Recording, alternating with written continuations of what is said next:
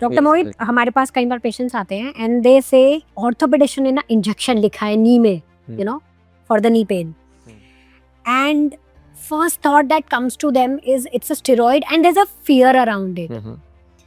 And we really have to pacify कि knee lubricants आते हैं and you know they can improve your joint health. तो मैं सिर्फ आज ये चाहती हूँ आप उनको थोड़ा सा समझाइए what is the role of knee lubricants, when they can be used. तो यस, लॉट ऑफ टाइम्स हम प्रैक्टिस में देखते हैं पेशेंट्स को अर्थराइटिस है या पेशेंट्स को कोई नी इंजरी है, लिगामेंटस इंजरी है, मेनिस्कल इंजरी है, तो हम उनको एडवाइस करते हैं इधर शॉर्ट ऑफ स्टेरॉइड और may be a short of lubricant और मे बी बायोलॉजिक्स. तो पहली बात तो स्टेरॉइड का जो डोज यूज़ करा जाता है वो बहुत ही लो डोज होता है and it is only serving the purpose of reducing the inflammation.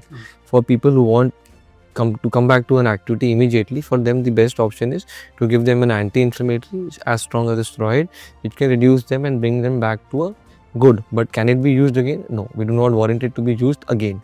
Secondly, lubricants in market is basically an hyaluronic acid solution जो कि हमारे synovial fluid से आता है एंड जो कि नी में रहता है.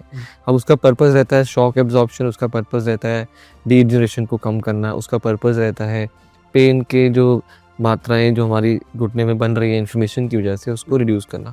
इसी को हमने जेनेटिकली इन्हांस किया है, हम इसको लुब्रिकेंट्स की तरह मार्केट में अवेलेबल है and we give them.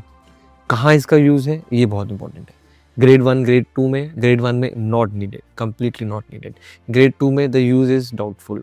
Grade 3 yes it has good use with good orientation of the patient, seeing the x-rays radiologically आप इसको दे सकते हैं.